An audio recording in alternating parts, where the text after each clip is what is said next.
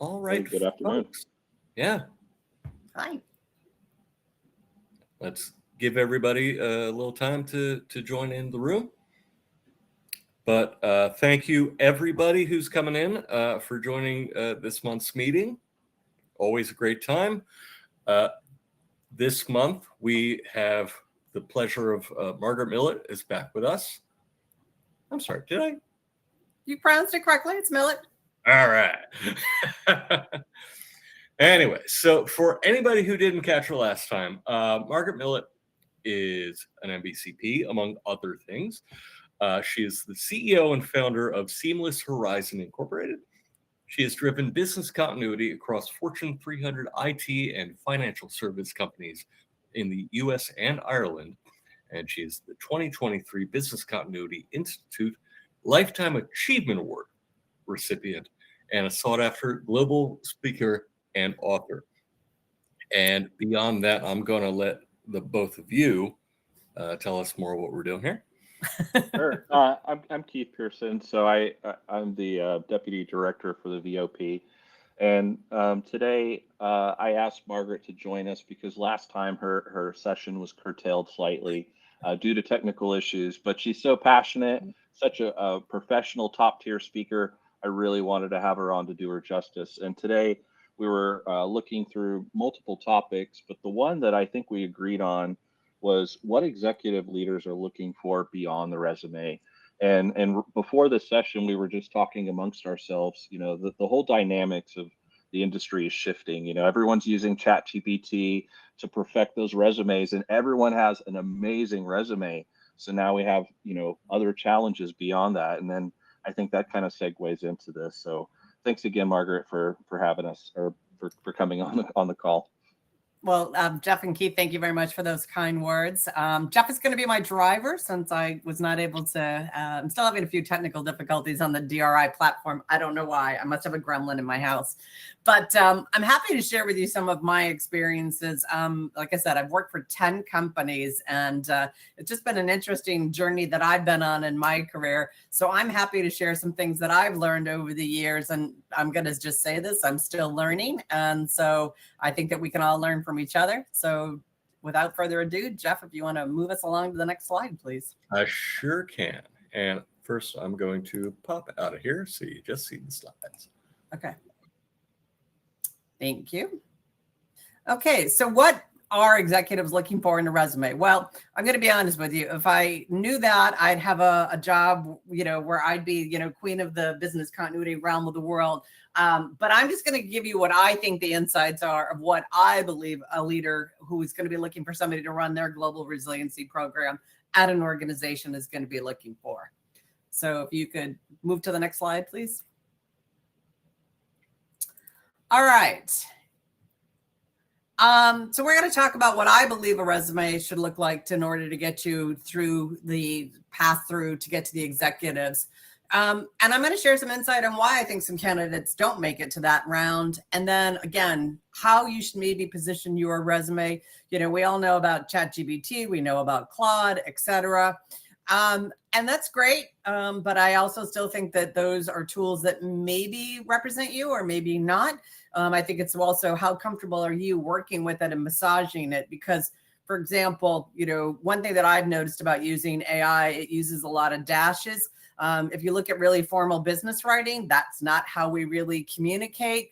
So what is it that you need to do to take it and soften it? And I'm going to maybe date myself. I'm going to go back. I remember in high school, I remember like having to read Moby Dick and some of those things. And it's like, oh gosh, I got to write a report on that for Monday and I need to read 200 pages and I haven't.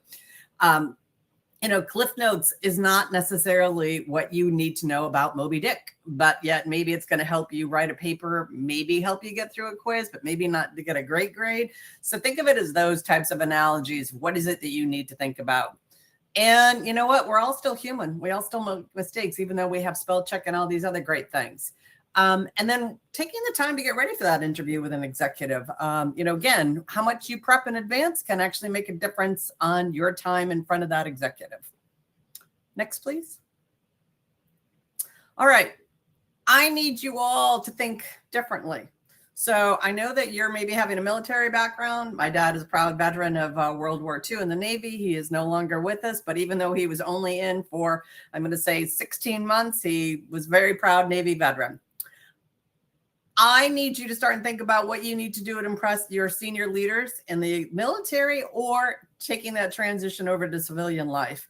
Because what is it that they want to know about what you can offer them? What's going to make that distinguishing factor between you and another candidate? And remember, executives want to think about many things because they are not just here to hire a business continuity candidate. They are here to make sure that the goods and services still get out the door. If you're in a hospital, that you're triaging things and getting critical operating rooms up and running, babies are still being born, etc. What is it that you need to go share with that executive about what you're going to do to help that organization that you're interviewing for? And remember, they have many, many, many responsibilities. So you've got to sell those nuggets of information to them so that you can still continue to get past the first round of interviews. Okay, so think about some of these things here. They want to protect revenue. They've got to make sure that they're continue to enable growth. We want to make sure that we're still resilient, because also, if you hear a lot of executives today, the word resilience is in their vocabulary or it's in the mission statement of the organization. So always go take a look and see what public information is available about the company that you're interviewing with, and go Google the people that you're going to go interview. You may find some great interviews that they've got out there on YouTube today. And then also remember, they like to hear what's measurable. So we'll talk a little bit more about that in the upcoming slides. Next, Jeff. All right. So remember, whether it's the executive or the HR recruiter, and we were talking about that beforehand, organizations are not hiring every day of the week now. So that is one function that's probably not a core function of the human resources team. A lot of organizations have started to move to the model of outsourcing recruiting. And so you've got to get your foot in the door through a third-party company that's, I'm just going to say that they're in the factory mode. They're making widgets. They're processing resumes and trying to get it to the company so they can make that commission on getting butts in seats, being honest. So we talked about AI, but the other thing that you really need to do is not just throw everything into AI and throw in your resume and see what comes out. Did you really match the right job description to your resume? Because again, I'm going to say this, we have a lot of terminology in our profession. There's business recovery, there's business continuity, there's business resilience. Did you actually craft your resume to match that job resume? Okay. So make sure you're spending the time doing that. Make sure you have an executive company. Make sure you're listing the companies that you've worked at and or what you've done in the military. Okay. Talk about your leadership experience. Talk about the impacts and the results. And we'll do a deeper dive into that too. If you can move on, Jeff. All right. Now, it's also hard because, I have been around the block a little bit and I've worked for a lot of companies. I've worked for 10 companies and real estate is key. I'd like to think that I deserve more than 2 pages on a resume because I've done so much. But, every time I've gone through 3 mergers and acquisitions and I've lost my job 3 times because of senior leadership comes in and, your name gets on a list. Nothing bad about that in this day and age. It's just, have a good story to tell and move on. But you still got to get your resume down to 2 pages. And so, no one cares what I did at the beginning of my career. So you don't need to tell them what you did on those first few companies. I want to list them because I work for some great name companies, but they don't need to know what I did back 20 years ago anymore. Doesn't matter, but I want to still tell them who I work for.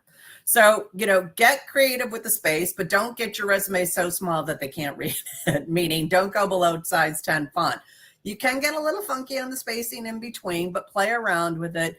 And remember, the first page, whether it be the recruiter or the executive, they need to know you are in the yes pile versus the no pile. Okay.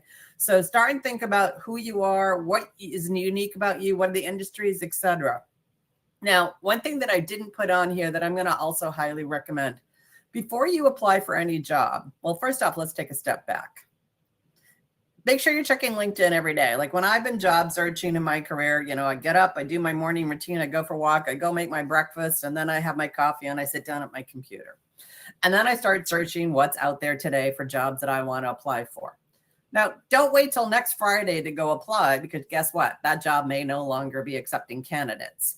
But also start and look at your network and find out who might actually be at that organization, okay? Because if you want to apply to the ABC company, hypothetically, and you know somebody there, work with them to see if they can get you in the hands of the recruiter, and they can do an employee referral for you as a hire. Sometimes having that is the advantage that you need in order to get you ahead in the interview process. So always think about that when you're also out there applying. And remember, that is also a good thing to go do. If you already go apply and then you reach out to the person that you know at the ABC company, you are just another cog in the interview process of trying to get your resume seen by somebody. So take the time to look at your network to find out if you know somebody is there. Or, you know, if you were at a barbecue on July 4th and you think that somebody there mentioned that they know somebody at the ABC company, start and do that research now, okay? Because that can make the difference for you. And it doesn't matter in this day and age whether, you know, you work there or not. Like I worked at one company and I left, and then I decided, I saw there was this great job opportunity, and I'm from Massachusetts, so I work for a few Boston-based companies. And I applied for that job on a Friday night. And by Friday at 7, I was already rejected. And, you know, like that hurts because, you know, I was a former employee. I had the experience of what they were looking for. But again, I don't know how they determine the yes, no, or whether, you know, again, I don't even know whether sometimes a human looks at the resumes, whether AI is doing it for them and automatically shuts you out. But once you're shut out, it's very hard to get that door back open. So not to be a Debbie Downer on any of this, but, you know, you've got to also be very positive when you're out job searching and realize it is going to take time. So if you could go to the next slide, Jeff. Okay. Remember, you need to have a really good story. Okay.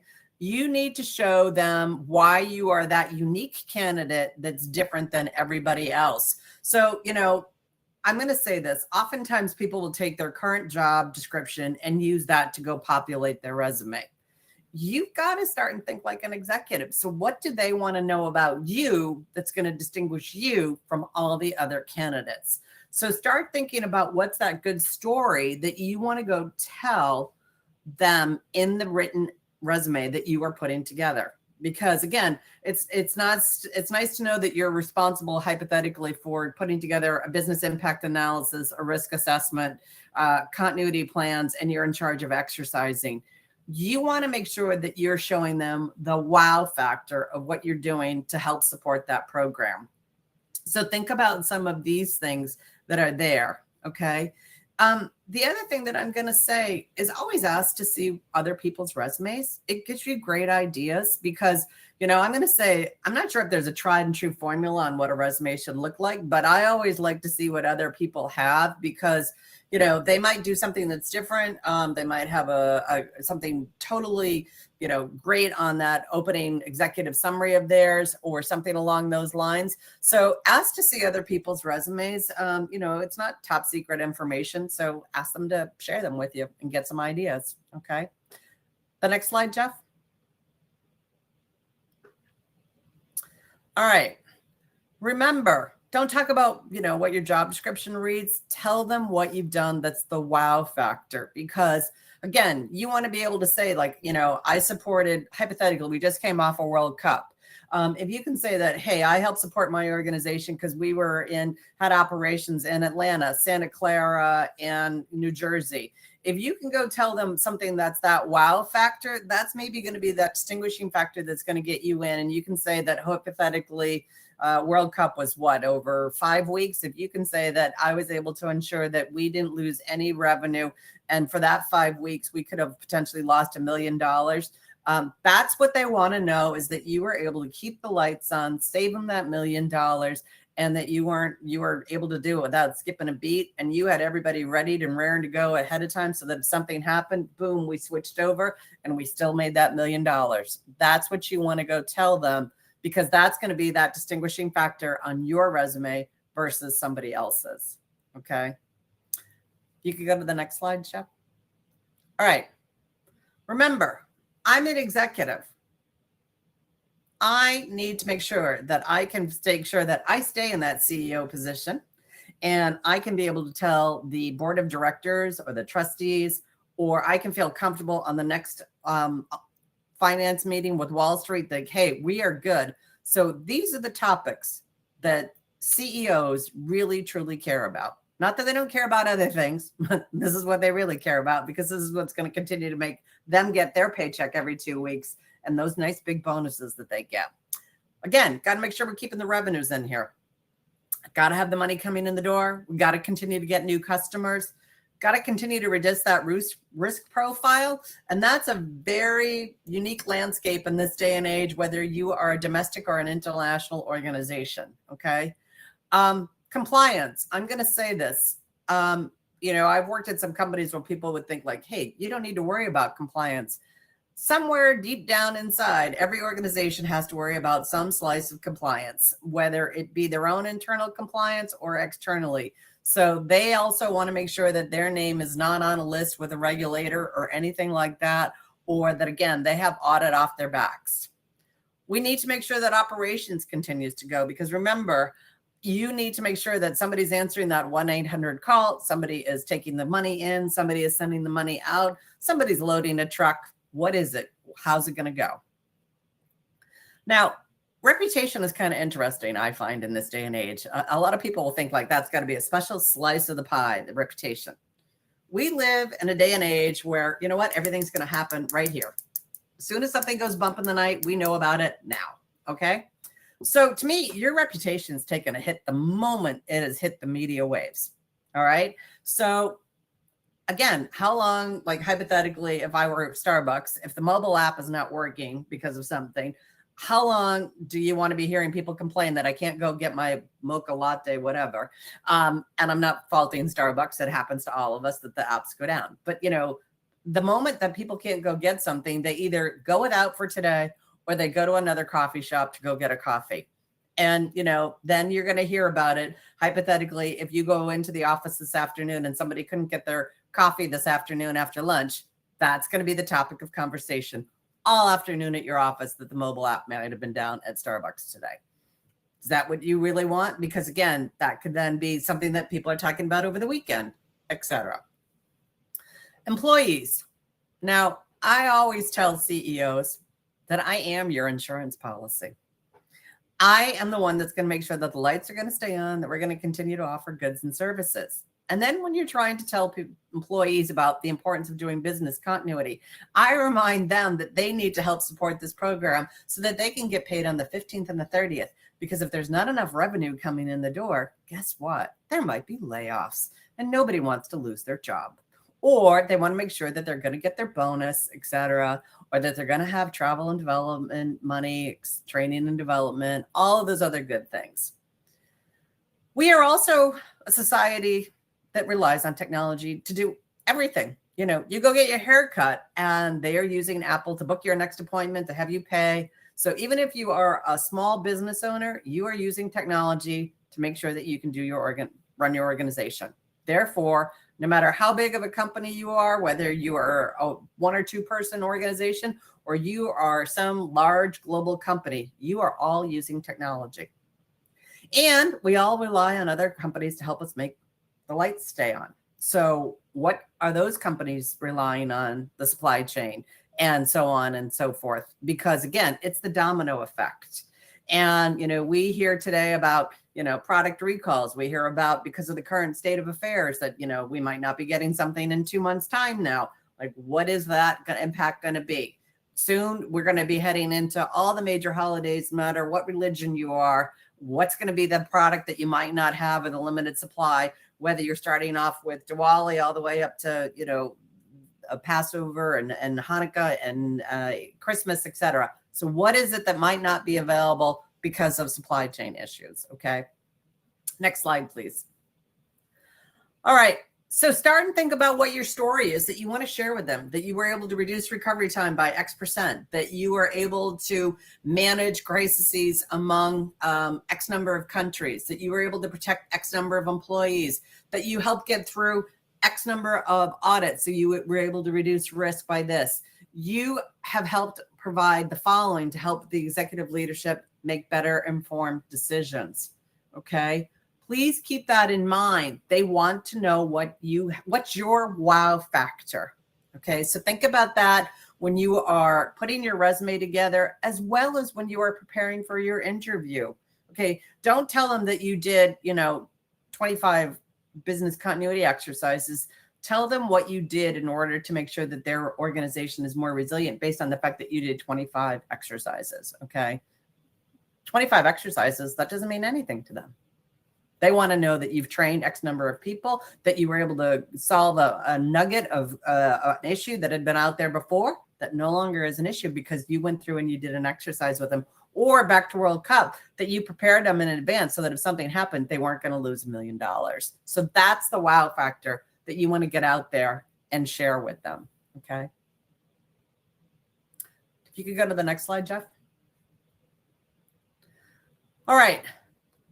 I'm going to say we don't choose the job titles that we have. It's a challenge. So I always try, like if I had a job title, and I know that when you're working your way up in your career, sometimes you have to have that word coordinator, but try and get your job title changed so it doesn't sound like, you got a lower level title. Think of it, as to what's the next thing that you'd want to know.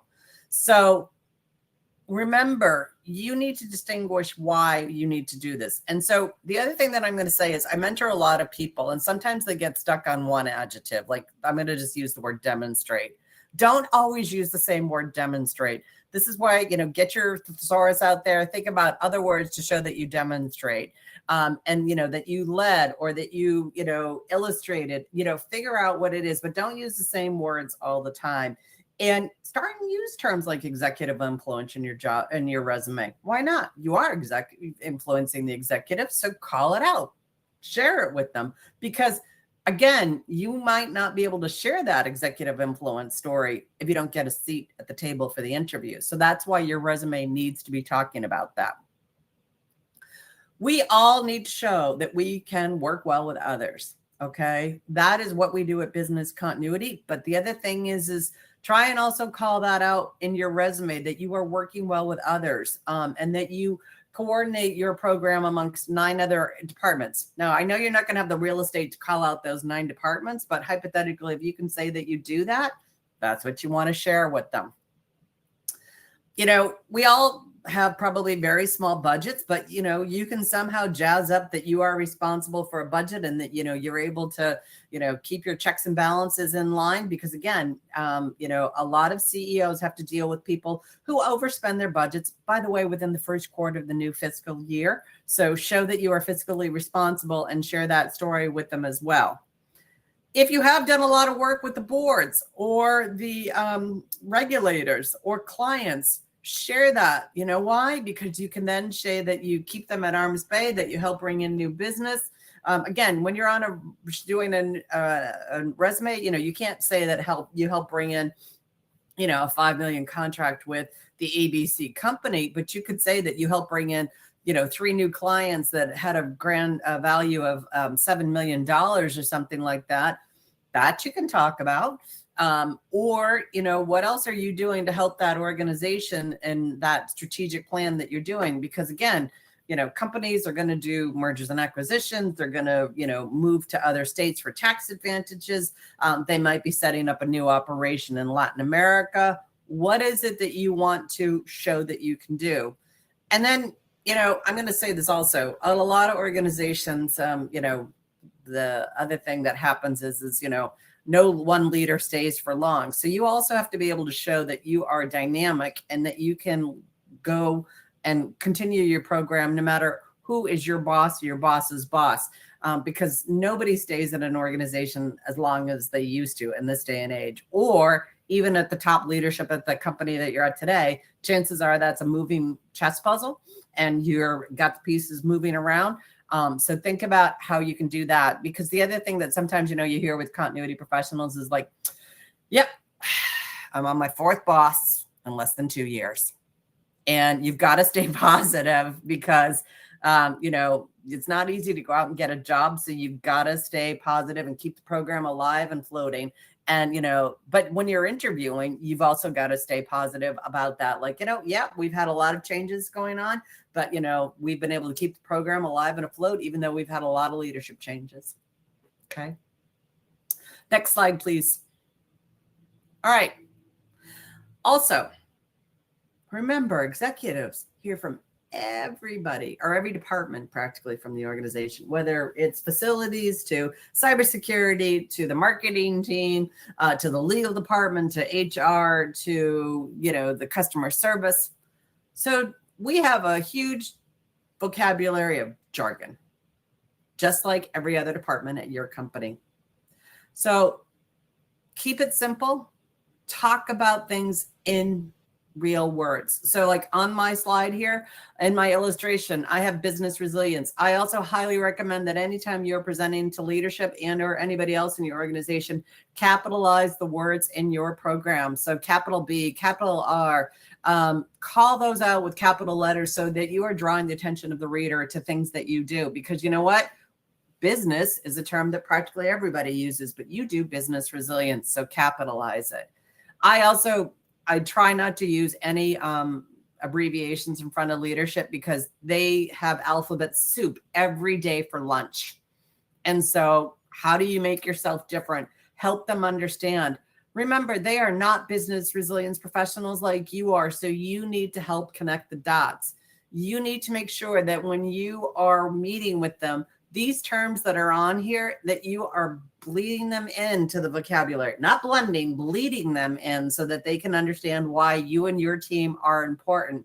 Because the more you can connect the dots for them, the more you might help get more resources, whether it be FTEs or maybe bigger budgets, those types of things. So make sure that you are telling them why you need to be as important as you are. Because remember, you do have a business value that you are going to help continue to make sure that the lights stay on at your organization, that you are helping them be strategic in the company, okay, that you've worked at, that you are offering that operational excellence because you are working with everybody that's part of your organizational resilience, okay? As I said, the word resilience is being used a lot by executives.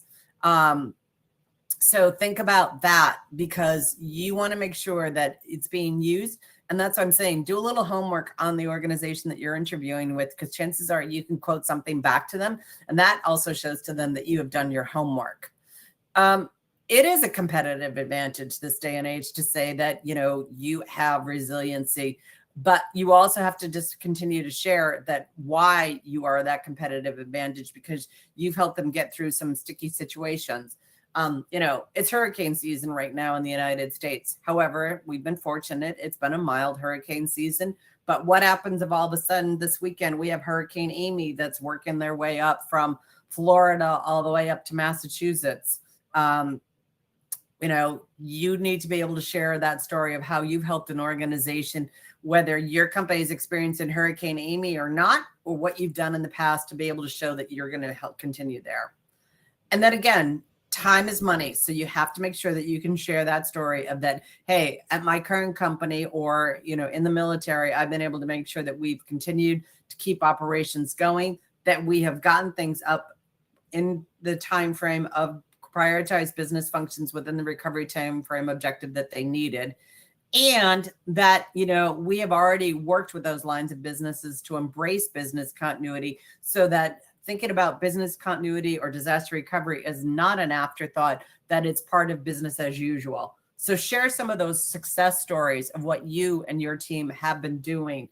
Also remember, when you're job interviewing, as much as you are on a team, it's I did this, I led that, I coordinated this. I mean, it is the I, me game when you're job interviewing. So don't say we, because for all I know, I could ask you something and then I find out that your job in this event that sounded really wonderful is you set up the Zoom meeting.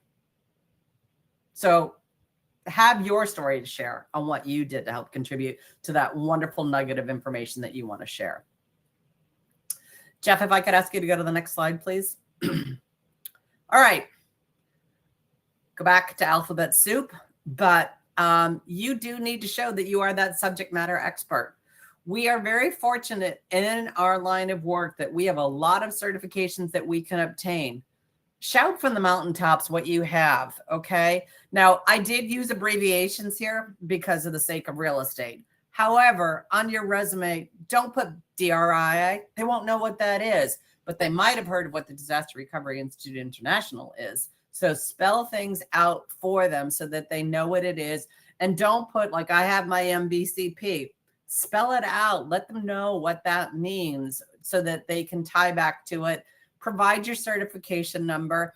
And if you have a certification, make sure that you are in that directory so that if somebody wants to go look you up, that they can see, like, Margaret Millett has a certification from DRI International, because I can say I have one, but if they can't verify it, well, then maybe they don't think I have it.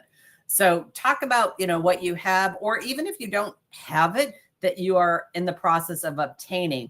Be very careful on the wording that you use if you don't have something, but say that you are working towards, or it's anticipated to be, obtained by Q3 of 2026. I mean, put something in there so that they get excited about what you have out there. Okay.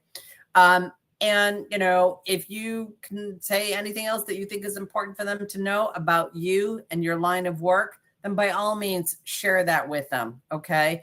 And put that after your name. Like when I do my name, I actually have a master's degree from a university in business continuity management. So I have that. I have my DRI certification. I have my BCI certification. Don't leave it down to the last thing, because you know what? Usually education is the last part of your resume. So make sure you put it after your name so that you are sharing with them that you are a qualified business continuity professional. Okay. Next, please. Okay. Another thing, you probably all have a lot of wonderful experience. So make sure that you start and make note of what that is. Like, for example, I've worked for large global organizations. It's very powerful when I tell somebody when I'm interviewing that I've helped support operations in companies that operate in 45 to 70 countries. That kind of shows that I can walk and chew gum at the same time. Okay. So think about what your stories of success are that you want to help share. So again, how many countries have I helped support? How many employees? What about the revenue? Okay. We talk about critical suppliers. We talk about facilities. We talk about technology. What big projects have you worked on? I will never forget this. I interviewed somebody, and this was probably, 2018 or something. And it was for an IT job at the company I was working at the time. And, I asked, can you tell me a little bit about some of the big projects that you've worked on? And they told me about Y2K in 2000. And I was like, okay, great. That was 18 years ago. I'm sitting there saying to myself and still having a good smile on my face, but could we use something that was within the last 2 to 3 years? Because that is also making sure that you have relevant information that you can go share on things that you have done. So think about that as well. And, share that you actually have put together a budget. I know, again, we do not have the world's greatest budgets, but you want to be able to show that you know how to put a budget together, because there's nothing worse than being told, yeah, I was covered by the finance to people and I have a budget of $50,000, but you want to show that you've had that thought leadership to put the budget together, to think about your staff, your training and development, your annual certification fees, that you've thought about the emergency notification software that you use, that you have thought about the business continuity software that you use, the ISOs that you want to go buy, because I would rather show that I asked for $1 million, even though I didn't get it, but it shows that I've got the strategic capability to think about what I need to do. Okay. And then the savings, so for example, you heard me talk about World Cup. So you want to be able to go say, I saved the ABC organization $1 million during World Cup because I worked with those lines of businesses in advance. And so that if something happened, we were able to pivot on a dime. And I was then able to make sure that we did not lose that $1 million for the 5 weeks of World Cup. So think about those things that you can start and capture. And you might not have it all the time. So, but that's why I'm saying I like parking lots. Okay. I'm a huge parking lot person because I'm not going to necessarily remember what I did in January for the wow factor, but if I write down something every Friday, just put it together in a Word document or Excel, and then you can go back and fix it.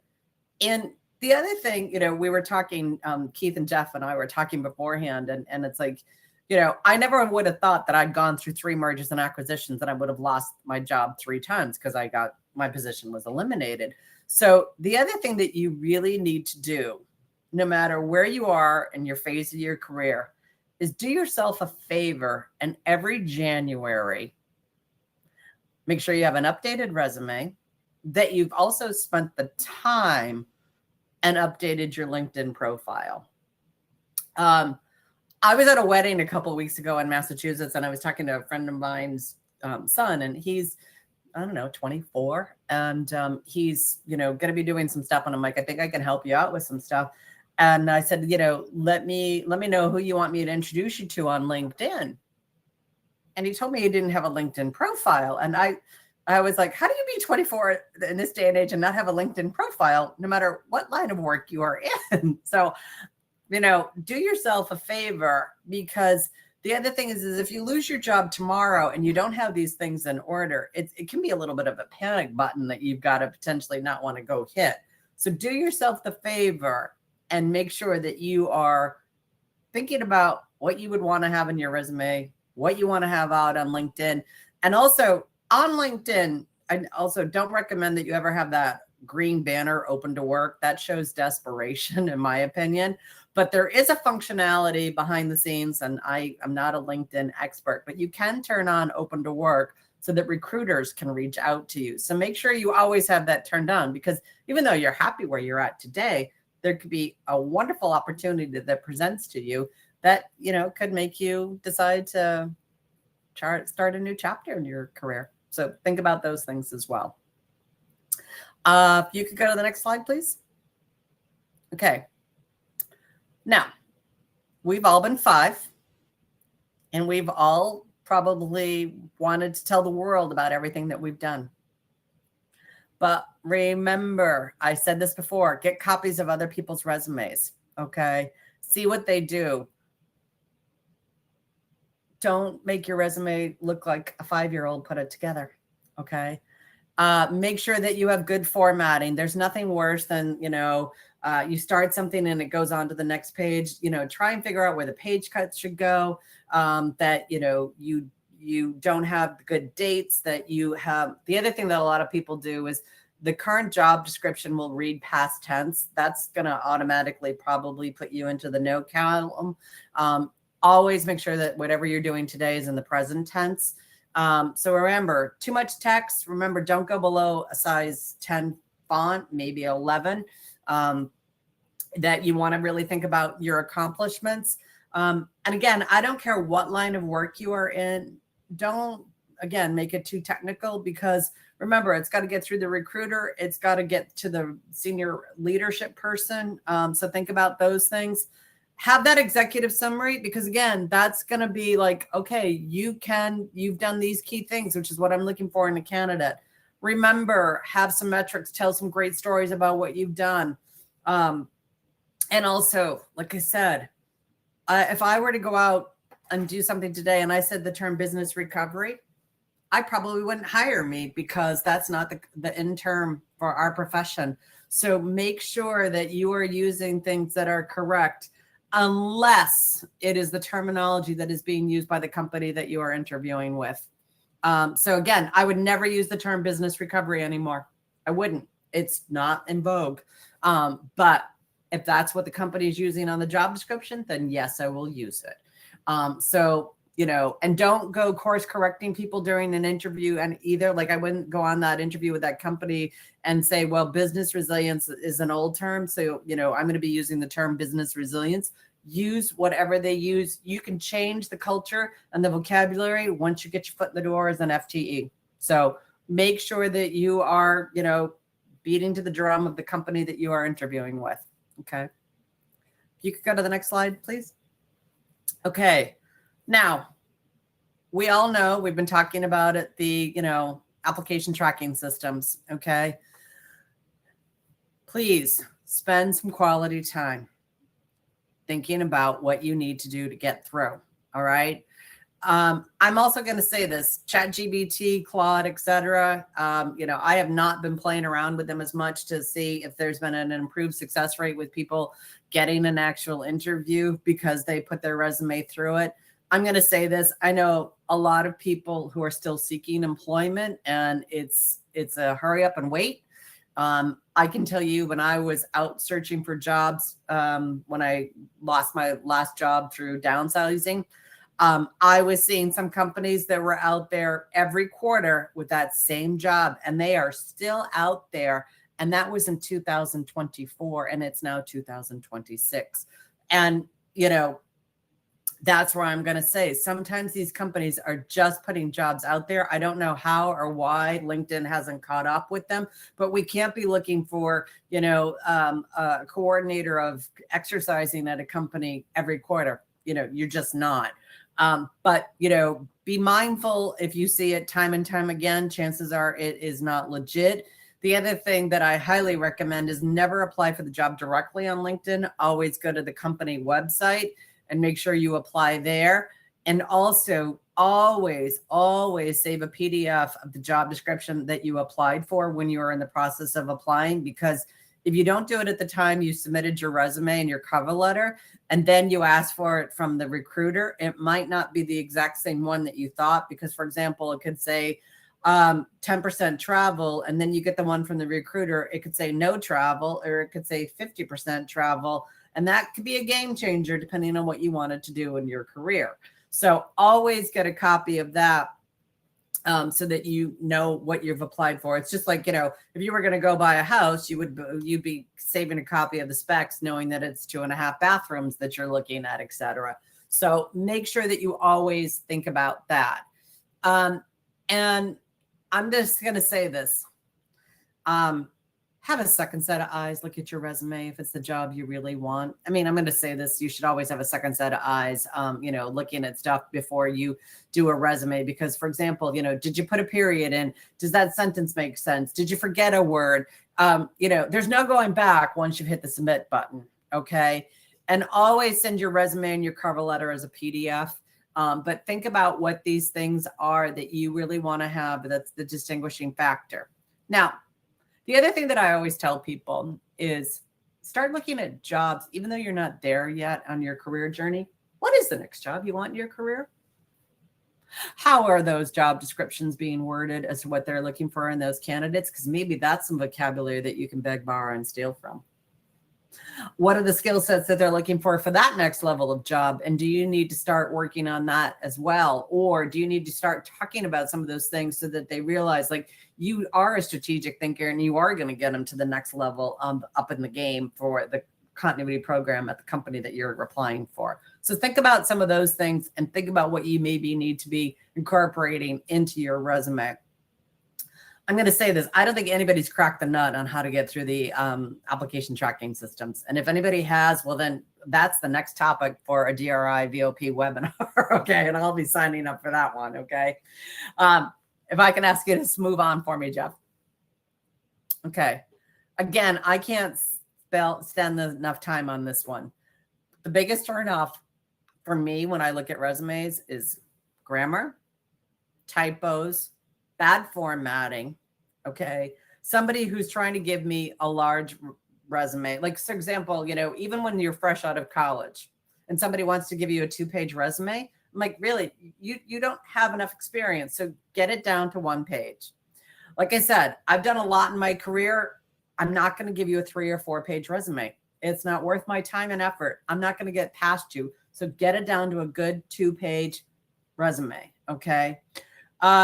It's okay if you get to be a person of a certain age, and I'm a person of a certain age. It's okay not to have dates. It really is, because that's another thing that nobody needs to know what year I graduated from college. I don't think you need to. Unfortunately, on LinkedIn, you do need to put that stuff in. I wish they'd take it out. But you don't need to do that on your resume. And like I said, I've worked at 10 companies. I only really talk about the last 3 because nobody, again, is going to care what I did in 2000. It's ancient history now.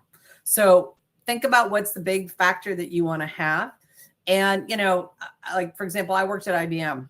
A lot of people have worked at IBM over their time. So if I start to hypothetically talk to Jeff and I realize he's an IBMer, well, then we can go down IBM memory lane together on the interview. But, unless there's something that's really compelling about what I did, which I doubt there would be back in the day, I need to make sure that whatever I'm talking about are the things that are relevant based on, the number of years. So when I say I talk about my last employers that are going back the last 3, that's a 15-year block. Okay. After that, and even if I were to go do my resume again now, I'd probably take off that 3rd one because I have moved on to something else. So give them something that's relevant. If they want to know what you did at that company, by all means, you're gonna get your foot in the door and they will ask you things. Okay. Make sure that you are also thinking about the skills that you need. Okay. I'm just going to say this. If all of a sudden it becomes relevant that we as business continuity professionals need to know how to make cupcakes, say that's a requirement, then you've got to show that you are making the move to go learn how to make cupcakes. Okay. Or that, you've got that on your agenda for next year, because nobody wants to have outdated skills. You've got to show that you have the latest and greatest out there. And, the other thing that I'm going to say, and I haven't put this out here, is you need to be able to go on a job interview today and talk about AI. I talk to people, and it's changing a lot, that you can use AI at organizations. But I always say, make sure that, you're using it within the boundaries of what the AI policy is at your organization. But if for some reason you are not able to use AI at your company or in the military, then by all means, go get a ChatGPT or a Claude account at home and, go play with it. Go say hypothetically that I've got these 10 ingredients in the refrigerator. What can you make me for dinner tonight? It's a great tool to go put together a risk assessment or create me an exercise based on a hurricane. Like, make sure that you can start and say that you are using it, even if it's in your personal life and not your professional life. If you can go on to the next slide, please, for me. All right. Think about what you have done. Great that you've managed a program, but share that wonderful success story of what you've done and why. Okay. Move it along. Show that great story. Have these one-liners. Think about it. Put yourself in the executive's shoes. What do I want to know about you that's going to distinguish you from somebody else? Okay. So I'm going to say that. Think about those wow factors for the before and the after. And Jeff, if you could go to the next slide for me. All right. Remember, you are a rock star. So make sure that when you're putting your resume together, build your confidence up. Woo! Why you, why now, and why this company? Okay. Why do you want to go to work for this company? Don't say it's because I need a job. Why? What enticed you to want to go work for this company? Because, I remember I applied for one company and I'm like, I can't do this company. I don't believe in the mission, vision, and value of this company. So therefore, I took myself out of the running. So make sure that you have that good story. And, unless you're desperate for a job, you need to make sure that you're going to feel really comfortable, because hopefully you're going to stay in this organization for years to come, and that you're going to have a great, delightful journey. But you need to be able to sell that story. And it's great to go put into ChatGPT, again, top 10 questions to go interview, but make sure that you're thinking outside the box and what's the curveball that they could throw to you, and make sure you know how to answer it. So think about those things. Okay. Next slide, please. All right. You've heard me talk about it. Get out there and sell yourself, because you know what? They're going to go Google you too, just like you're going to go Google them. So make sure you have a good LinkedIn profile, that maybe you've done some articles, that you've said on some publishing, that you've done at conferences. If you have a bad Facebook page, that can pop up. Go fix it. Think about anything that you want to share with them, awards, anything that you think is going to help make you the distinguished factor. Okay. You are out there to sell yourself. Okay. And don't sell yourself short, because you have a lot to offer. Next, please. All right. Remember, these are 5 things that I think that you need to think about when you're going out and putting together your resume, going on an interview, whether it be the HR recruiter and or the executive leader. And be patient, because also in this day and age, you're going to go through a lot of interviews. Okay. I can tell you, based on where I am in my career trajectory, when I go on job interviews now, I'm usually going to like anywhere from 8 to 12 within that one organization. Okay. So be patient, because it's also going to be time consuming. It's summertime now. People are on vacation. So think about what your distinguishing factor for being a strategic thinker, your executive presence, your business results, your leadership capability within the organization, and your credibility. Now, I don't think they ask for references as often as they used to, but always be thinking about who you want to go ask to maybe be a reference for you. And always remember to use the word positive. I need you to provide a positive recommendation for me, because you know what?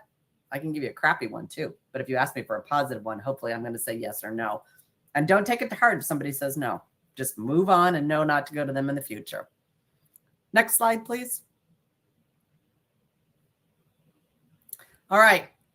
You now have your checklist. Take this to heart when you are putting a refresher and a facelift on your resume. Think about these things. Have that executive summary, your objectives, your leadership, your metrics, your achievements, your professional branding, your clear formatting, and no errors. Like I said, make sure you have no errors. You can have the best resume, but if they find one error, you have now lost all your credibility. Okay. And the next slide. All right. Also, when you are reviewing your resume, ask yourselves these questions. Put yourself in the shoes of the executives. If you answer no, or you have a pregnant pause on any one of these, you need to go back and maybe revisit your resume and your LinkedIn profile and your cover letter. Okay. Because if you can't answer yes to these questions, why should they? All right. And next. All right. Remember, your resume should not tell me what you did yesterday. I need to know what you're going to do for my organization tomorrow, and not just tomorrow, but beyond. I need to know that you've got the strategic vision to take me between today of 2026 and get me to 2028, because that's where we're going, you know. So those are my tidbits for you. So Jeff and Keith, I apologize. I have not been looking at the chat too much. So if there are any questions that you want to call out to me, I know that we are down to the last 10 minutes, so I'll let you fire away at me. Yeah, you certainly unpacked a lot, and very thorough presentation. Thank you. Thank you. During this time, I've been kind of addressing some of the simpler questions that I think I could answer. Thank you. Anybody have any new questions to Margaret that you'd like to present? Just go ahead and throw them up in the chat if you'd like. While we're waiting on those to populate, I'd like to touch on about 3 different things that you mentioned. One of them is references. And what I'll say about references is, through the military career transition, a lot of people are using military associated roles, right? Like they might be senior non-commissioned officer of something operation, blah, blah, blah, with 3 or 4 acronyms. But what is it that you're really trying to show them? Like, you're trying to sell them that you are a business continuity professional. So, maybe you're going to say, oh, I'm a business continuity manager because I actually did XYZ that aligns with that role. Mm-hmm. So when you're leveraging your references, make sure you go back to them and tell them exactly what you're doing. Hey, remember when we used to work together and I was a senior non-commissioned officer, whatever, operations XYZ? Yeah, about that. So I'm trying to go for a business continuity role. It aligns with what I did, and explain, I'm not stretching the truth here. I did XYZ. I ran these exercises. I did this. It aligns with business continuity manager. That's the role I did. That's the title. So if anybody asks you that I'm doing this job, just put a backstop in there and let your old leadership know exactly what you're doing. So that's the reference piece I want to touch on. The other piece is scope. So when you're talking about data, I've read it so many times where people try to quantify things and they'll say 0% degradation to the mission, and it's like, or 100% outcome, and it's like, yeah, I think you just pulled those out of thin air and you just made them up. If you use, 100% or zero, I feel like you just made it up. So, 98% or 97.8, like, give me some metrics that I think are really believable. So that's one piece. The other thing that you're going to hear a lot when we're talking about scope is recruiters will ask you, so how many people did you supervise? Well, as military, after 10 years, it's inevitable you're going to supervise a lot of people, right? And that scope may go beyond that. It may creep beyond that. So let me give you an example. So you'll see like 50 to 100 to 200 people might be in your scope, but you didn't supervise them directly. That's what the recruiter cares about is, yeah, they want to know what your scope was, but how many directs did you have underneath that you reported on an annual basis? That defines whether or not you're ready for that manager role or the SVP role or beyond. So I just want to touch on that last piece before I jump into this question. Organizational health, you touched on it. With that, I like to go back through the organization and look at the higher tenures. Were they there for 5 or 10 years? Were they there for 1 year and then just left? And it's like, if you see a lot of people leaving after 1 or 2 years, that's a telltale sign that probably not a healthy organization. So while the pay might be enticing, it may sound like it's a good fit, you may have some reservations on if that's the company that you want to really work for. So anyway, those are just a few pieces I wanted to key on. So Samuel says, I struggle sometimes with the star side answers, talking about setting up the resume bullets. Either I forgot my stories or trip up on the star brevity avoiding jargon. I'd love to hear your BC story you have in your back pocket, one from the past companies. It would help me avoid generalities by hearing a great story. So he just wants to hear a slight sample. Okay. Well, one thing that I would say, Samuel, is practice, practice, practice.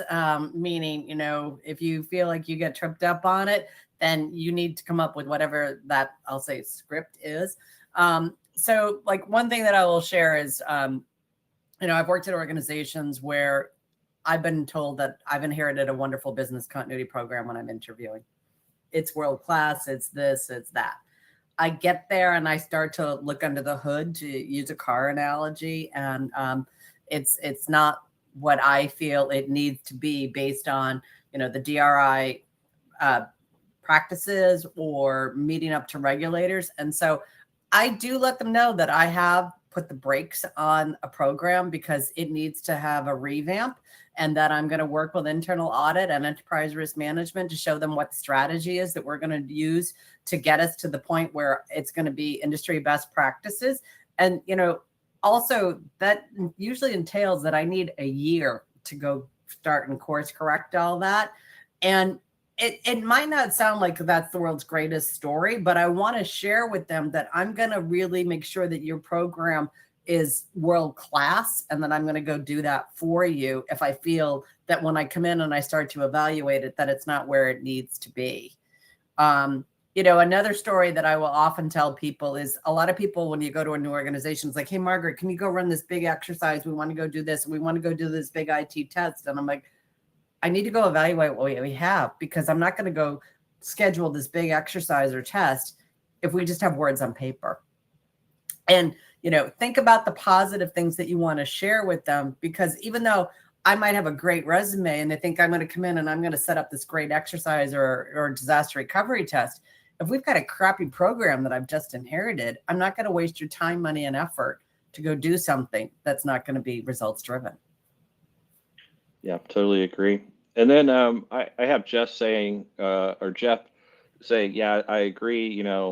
Make sure that you foot stomp.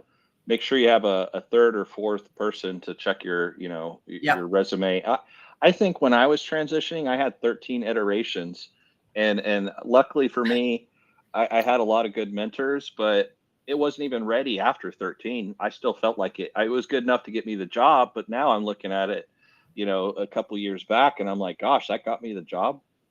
So well, and Keith, you mentioned a great word, mentor. Get a mentor, somebody who's in this profession that can help you. I mentor people all over the world. If anybody wants a mentor, reach out to me on LinkedIn. I'm happy to help anybody. give you some pointers, because again, it takes a village to go get a job. And part of that village is having good mentors. Yeah, agreed.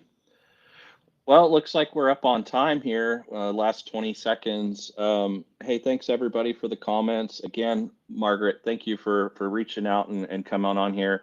And if you guys are interested in choosing Margaret as your mentor, please go through the Mentor City,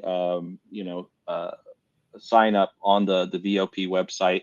That way, we're at least tracking it from the from DRI Foundation perspective. So thanks again. Thank you, everyone. Have a great afternoon. All right. Yep. Take care. Bye.